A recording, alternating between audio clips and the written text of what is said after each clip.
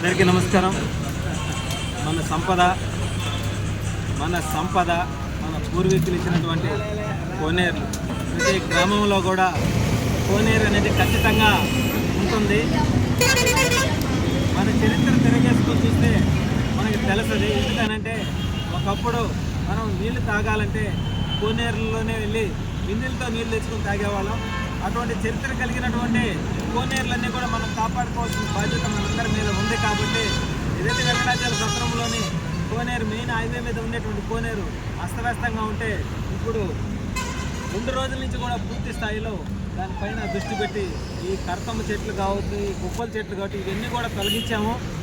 ఇప్పుడు ఒక కొలికి వచ్చింది. ఇంకా పూర్తి స్థాయిలో ఆ నీళ్లు కనీసం మనం చేతులు కడుక్కునే దానికైనా వినియోగించుకునే విధంగా తీసుకొస్తామని చెప్పి మనస్ఫూర్తిగా తెలియజేస్తాము.